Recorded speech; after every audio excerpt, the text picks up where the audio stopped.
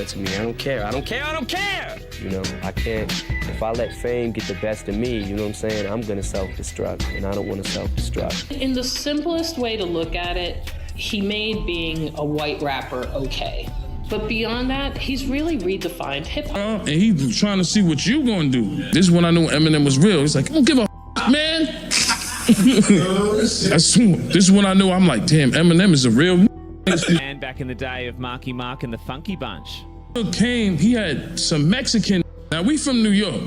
You ain't never seen a with a tattoo on his forehead. He just lights the cigar and it's the shit. Welcome to the Gossip Channel. Thank you for joining us on this journey. We're growing with you and because of you. If you haven't already, hit that subscribe button and turn on the notification bell to help us reach 10,000 subscribers. Once we hit that milestone, a special prize will be waiting for you. Stay tuned. And now, let's get into the topic. Before Hollywood crowned Mark Wahlberg as an A-lister, he was still Marky Mark, a reckless rapper with a wild past and a chip on his shoulder. And long before Eminem snatched the crown as the GOAT, he was already feared. A lyrical hitman from Detroit, sharp-tongued with zero patience for industry egos. So when their paths first clashed at MTV, it should have been a smooth link-up. But instead, Mark tried to size him up, and he didn't blink. That moment lit a fuse that couldn't be ignored. What came next wasn't just petty drama, it turned into a cold war between two men from different worlds, carrying scars from different pasts. This is the untold story of a beef that never fully died. The sly jabs, the real tension, and the dark histories that kept them split. When Eminem made it personal, it wasn't a rap battle, and it wasn't some throwaway diss track. It was one awkward run-in that snowballed into years of bad blood, almost exploding into violence. Behind the curtain, their feud wasn't born from music, it was born from pure ego. Back in the early 2000s, during an MTV taping, both men were climbing, but from completely opposite lanes. Eminem, the Detroit-born battle rapper, was redefining what it meant to be a white MC in a black-dominated game. He wasn't soft, he wasn't pretending, and he definitely wasn't here for Hollywood's fake smiles. Meanwhile, Mark Wahlberg had already flipped from Marky Mark of the Funky Bunch to big screen star. He was desperate to bury that street kid image, the violent past, the gang ties, and a rap sheet stacked with ugly charges. But M hadn't forgotten. So when Mark stepped up with cameras rolling, reaching for a handshake like they were buddies, Eminem shut him down cold. No dap, no grin, just stone-faced ice on live TV. And that single moment had everybody talking. Behind the cameras, things almost got messy. Insiders said Mark felt straight up disrespected and humiliated. He'd been working overtime to clean up his image, and now this skinny Detroit rapper just clowned him in front of millions. But Eminem, he couldn't care less. Later in interviews, he even laughed it off, brushing it aside with that same Mark, forget you, Mark type of energy. But privately, word is the beef nearly boiled over. One MTV staffer swore security had to intervene backstage, not because of Eminem, but because Wahlberg's crew was heated. These weren't just movie extras. They were real street guys from Boston, and Mark wasn't pretending when the tension hit the air. See, Eminem wasn't just brushing off another white artist, he was dragging up a past that Mark wanted buried.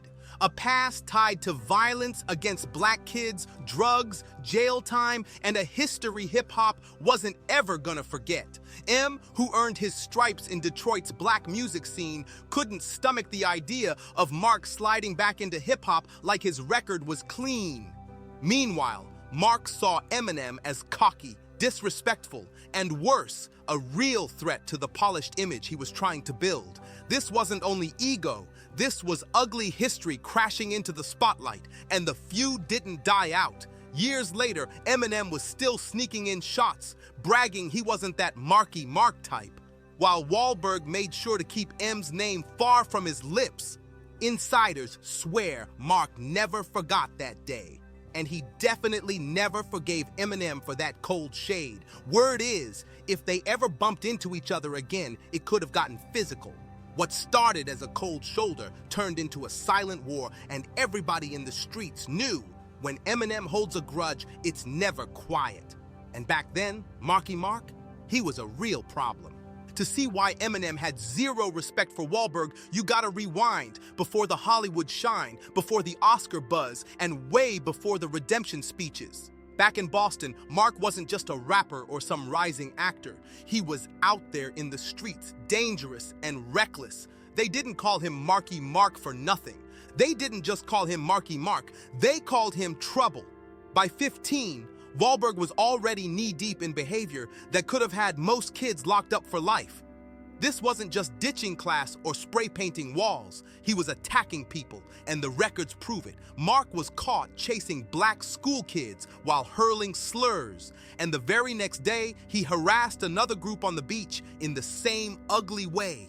And it didn't stop there. At 16, Mark brutally ambushed a Vietnamese man with a wooden stick, smashing him in the face and leaving him blind in one eye. That very same day, he punched another Vietnamese man too. The charges, attempted murder, the punishment, he pled it down and served just 45 days in jail, a slap on the wrist for crimes that scarred lives forever. Years later, Mark claimed he found God and turned his life around. He cleaned up, got that Hollywood second chance, and the industry handed him a new role. Crisp white tees, good vibrations, and smiling photo ops. But that violent past, it never vanished. Eminem knew every detail. He wasn't some outsider scrolling TMZ. He came up in hip-hop, where your sins don't disappear just because you hire a stylist and a publicist. To M, Mark's rebrand looked like a cover-up, like somebody trying to act street without ever paying real dues. So when Eminem blew up and finally had the mic, he started firing shots. Subtle at first, taking aim at wannabe thugs turned actors and calling out posers who thought they could surf the rap wave just to snatch fame. Fans started piecing it together, and while Mark kept his mouth shut, insiders say he was fuming. To Eminem, this wasn't clout chasing, it was about credibility. Hip-hop wasn't a costume for him, it was survival. He'd been jumped, battled, laughed at, and tested in every Detroit club that would even let a white kid touch the mic. He didn't wear chains for fashion, he wore scars. So seeing Marky Mark get a free pass off good vibrations and fake street cred, that burned even deeper. Wahlberg even once bragged in an interview that he could have been the next Eminem if he stuck with music. And that lit a fire in M, because to him, hip-hop wasn't a backup plan, it was war. And that's why this beef never truly died. Because even if Mark cleaned up, Eminem never forgot who he really used to be. And when M doesn't forget, trust, he always claps back loud. Street cred versus street crimes. That was the line in the sand. By the early 2000s, Eminem wasn't just the most talked about rapper, he was the most respected. And that respect wasn't handed to him. He wasn't born into hip-hop. He clawed his way in. From grimy freestyle battles in Detroit basements to mic wars where the crowd decided your fate, Eminem showed up every time, proved himself, and carved out his seat at the table. But in hip-hop, respect isn't only about bars. It's about who rides with you when the camera's cut off. And Eminem's circle wasn't just rappers dropping verses. They brought real muscle. From D12 to 50 Cent to deep Los Angeles connections, M had affiliations that most people couldn't even wrap their heads around. He wasn't just an artist, he was a key piece on the street chessboard. And that kind of position came with both power and enemies. Writing lyrics since I was like 14 years old, and just the more I wrote, the better I kept getting at it. Other than that, people are gonna pass judgment. They're gonna say what they wanna say, and they're gonna make their own conclusions or whatever. And it blew up enormously, and you've sort of been embraced by the mainstream. Do you feel you've finally gotten the respect that you've deserved all along? Yeah, I'm definitely feeling it. The rapper, Slim Shady, will kill you, and Marshall Mathers is the person, behind the whole, mask or whatever. I got an opinion, I wanna voice it, I think that some people are a little bit too uptight and take things a little bit too serious. Out west, Eminem was tied in with people who carried real influence, and that made his presence even harder to challenge. That circle even included LA Samoan gangs, not industry suits, but straight soldiers, the kind of people so feared that even death row once moved carefully around them. Suge Knight might have ruled intimidation, but once Eminem's ties were locked in, even he wasn't trying to test that line. Now stack that against Mark Wahlberg. Sure, he came up in Dorchester's rough streets, but while Eminem was battling to earn respect in ciphers, Mark was busy hurling rocks at black school kids and screaming slurs. At just 15, he rolled with a crew that chased down children, cornering them while spewing hate, a stain his Hollywood smile could never erase. The very next day, he struck again, this time at a public beach, and then came the violence that would haunt him forever. Not long after, Mark viciously attacked a Vietnamese man with a wooden stick, hitting him in the eye so badly the man was left permanently blind. Just hours later, he cold-cocked another Vietnamese man in the face without a single reason. The charges? Attempted murder. But the punishment? Just 45 days in jail. That wasn't redemption. That was a slap on the wrist. And as the years rolled on, Mark's crimes got swept under Hollywood's red carpet. Wahlberg didn't just bury his past, he tried to rebrand it. As Marky Mark, he flashed his abs, danced to bubblegum tracks, and acted like none of it ever happened. But hip-hop never bought the act. Too many knew the truth. Too many, it felt like a slap in the face. A man once hit with hate crime charges, now cashing in on the very culture he used to attack. Marky Mark got airplay, sure, but never real respect. He wasn't embraced, he was barely tolerated, because in hip-hop, history doesn't vanish, it echoes loud. And that's exactly where he and Eminem collided, not just in style, but in morals. Eminem's story was born on the other side of pain. While Mark was terrorizing Boston streets, Marshall Mathers was scraping by in Detroit, raised around black neighbors, mentored by hip-hop purists, and battling tooth and nail in rooms where nobody wanted him to win. Eminem battled in black ciphers, earned a life-changing cosign from Dr. Dre, stood shoulder to shoulder with 50 Cent in the ugliest beefs, and even had LA Samoan gangs backing him when Suge Knight's goons tried to press. He wasn't Hollywood's watered-down version of hard. He was hip-hop's definition of ready. So when M looked at Mark Wahlberg, he didn't see a rapper. He saw an act, a man treating hip-hop like a costume, a man who once targeted the very people who built the culture he later cashed in on. That's why their beef cut deeper than just ego. It wasn't two celebs trading shade, it was two histories crashing head-on. One man carried guilt, the other carried grit. And when their worlds collided, it wasn't just about an awkward MTV run-in, it was about authenticity and everything Mark had tried to bury. From there, the feud spilled into the open. Sly shots on and off the mic, cold stares backstage, sneaky digs in interviews, and whispers that never stopped circling the industry. The tension between Eminem and Mark Wahlberg simmered for years, until the moment they both found themselves circling the same spotlight again, and that's when everything threatened to snap wide open. By then, Eminem was a certified rap icon, a lightning rod for controversy with nothing left to prove, except to anyone who thought he forgot. Wahlberg, meanwhile, was riding high in Hollywood. Box office smashes, a polished new image, and a past he desperately wanted erased. But Slim Shady, he doesn't let the past sleep, not when he remembers everything. And it only took one moment to reignite the fire. At an early 2000s MTV event, Wahlberg stood on stage presenting Eminem. From the audience, M cracked a joke about Marky Mark's corny rap days, but the punchline cut deeper. It wasn't just about the Funky Bunch, it was about Wahlberg's dark history, his desperate rebrand, and the fact that plenty of people still remembered what he tried to hide. That tiny jab didn't just fade, it spread. Not long after, Eminem slipped a line into an unreleased freestyle that felt way too sharp to be coincidence. He used to be a rapper. Now he acts like he ain't got a past. He never dropped a name, but the hints were heavy enough for fans to connect the dots. Mark tried to clap back in subtle interviews, brushing off rappers who think they're tough without daring to say Eminem's name. He leaned hard into his polished image, but under the surface, he was clearly pressed, especially when old Good Vibrations clips started flooding back online thanks to M's fan base. But this was bigger than music or history.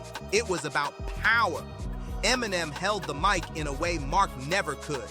With his ties in hip-hop politics, from backing 50 Cent to standing across from Suge Knight's enemies, M carried influence far beyond the charts. Mark had history too, violent history, and Eminem knew how to drag it up without ever saying his name.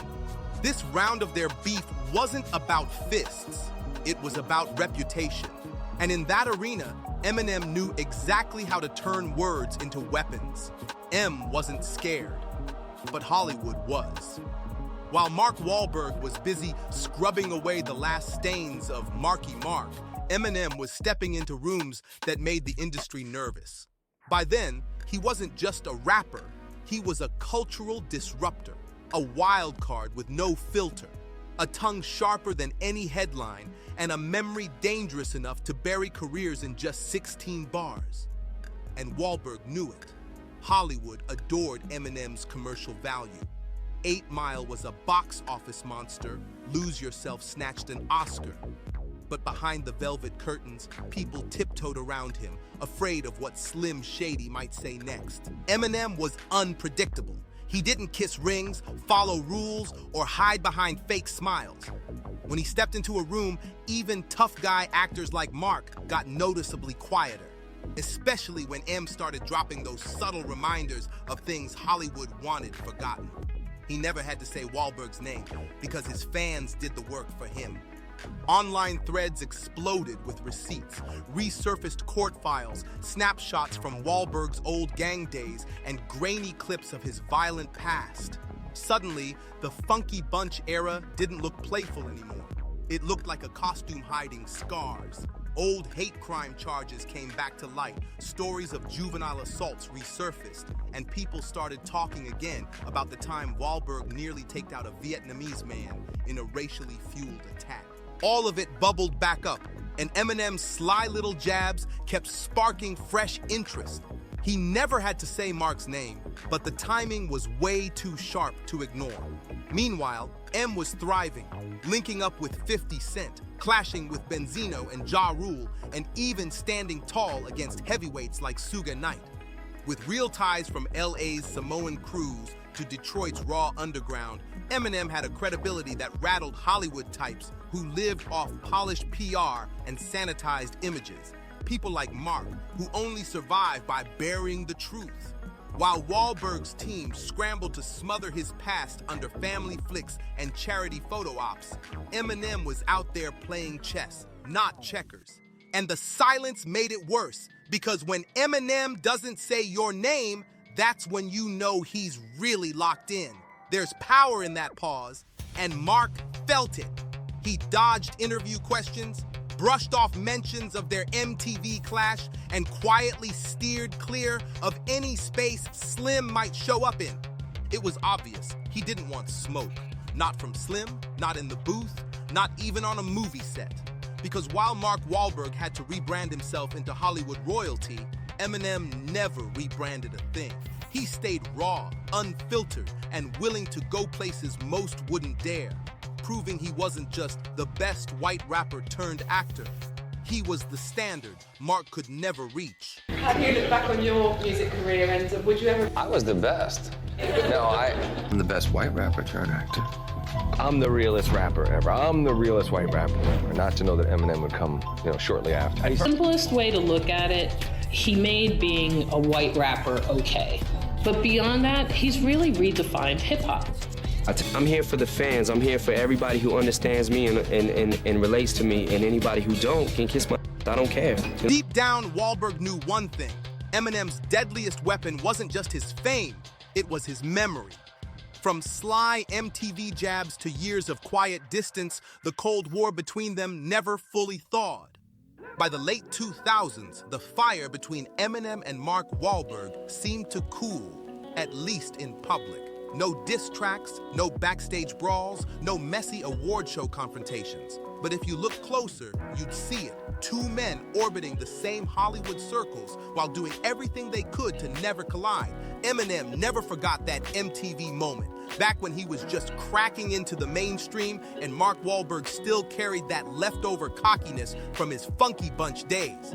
On stage, Mark tried to sun him, brushing him off like some goofy white boy playing dress-up in a culture he didn't belong to. The crowd laughed, but Eminem didn't. And if you know Slim, you know he never lets anything slide. Fast forward a few years, Eminem had become the most feared lyricist alive. The man who crushed the Source with Benzino attached, dismantled Ja Rule's career, and even left real tough guys thinking twice before crossing him. He wasn't just spitting rhymes, he was building a legacy and tearing down names in silence. Wahlberg, he learned to keep his distance in interviews. Anytime Eminem's name came up, Wahlberg dodged it. Quick pivot, short answer, move on. It wasn't street fear, it was industry politics. Mark had rebuilt his whole brand. He wasn't Marky Mark anymore. He was a respected actor, businessman, and polished Hollywood figure. The last thing he wanted was a viral clip of Slim dragging up his criminal past or exposing his old mindset.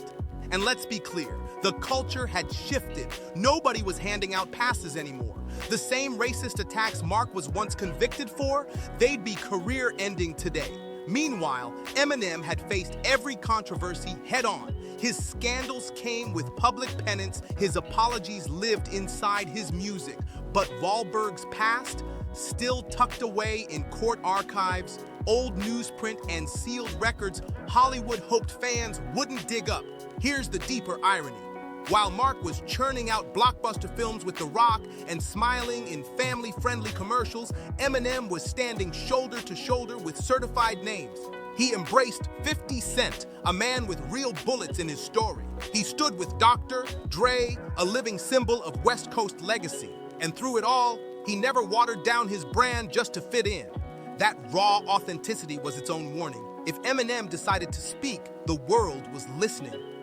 Behind closed doors, insiders whispered that Mark had crossed M once and got lucky. But he wasn't about to test that line again. There were no collabs, no staged red carpet photo ops, no friendly behind-the-scenes moments. The distance between them, purely intentional. That silence was maintained because Wahlberg knew the truth. Eminem could spark a storm with just one bar, one sly shade, or even a single Instagram live, and Mark would never see it coming. This wasn't an open war. It was a cold one, a silent standoff between two men who clawed their way out of rough beginnings. And both understood that silence can be the sharpest weapon of all. Drop your thoughts in the comments, smash that like button, and don't forget to subscribe to Gossip for more wild deep dives like this.